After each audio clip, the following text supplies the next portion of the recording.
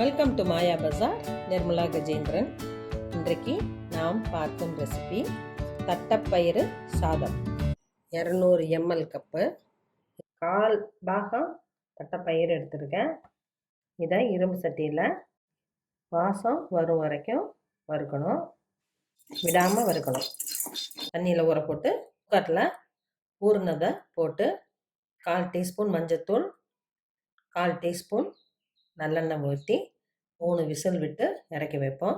சீரகம் 1 டீஸ்பூன், மிளகு 1/2 டீஸ்பூன், கொத்தமல்லி 2 பிஞ்ச், வரமிளகா 2. நம்ம சாம்பார் தூளெல்லாம் போடுறதில்ல, அதனால் இதிலே அரைச்சிக்குவோம்.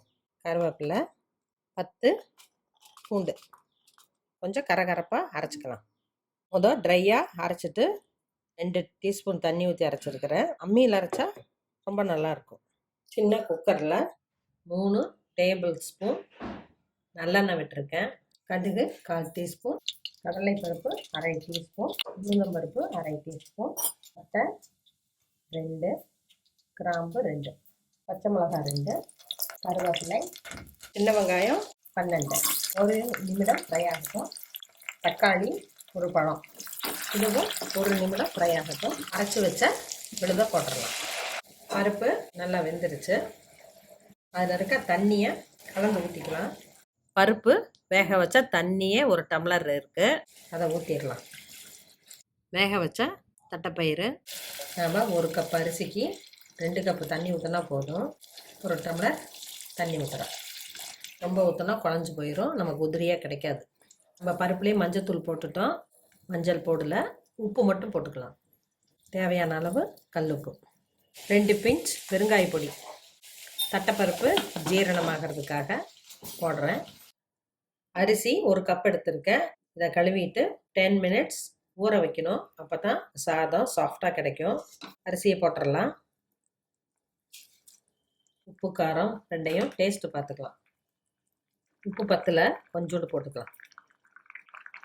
நெய் 2 டீஸ்பூன் ஊற்றுறேன்.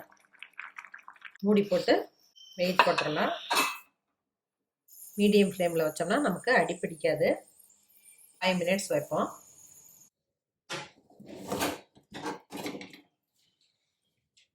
கரண்டி காம்புனால் லேசாக கிளறி விட்டுக்குவோம். எல்லாம் உதிரியாக வந்திருக்கு. குழந்தைங்களுக்கு நெய் விட்டு கொடுத்தா ரொம்ப பிடிக்கும். தயிர் பச்சடி, சுரக்காய் பச்சடி, ஏதாவது ஒரு ஃப்ரை, இதெல்லாம் காம்பினேஷன் நல்லாயிருக்கும். தட்டைப்பயிறு ரொம்ப ப்ரோட்டீன் ரிச்சானது. வாரம் ஒரு முறை குழந்தைங்களுக்கு கண்டிப்பாக தட்டைப்பயிறு சேர்த்தணும். இப்படி கொடுக்குறப்ப குழந்தைங்க பிரியாணியாட்ட சாப்பிடுங்க.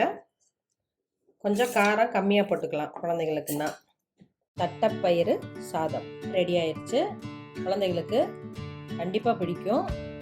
செஞ்சு பாருங்கள், சாப்பிட்டு பாருங்கள். பிடிச்சிருந்தா சப்ஸ்கிரைப் பண்ணுங்கள், ஷேர் பண்ணுங்கள். தேங்க்யூ.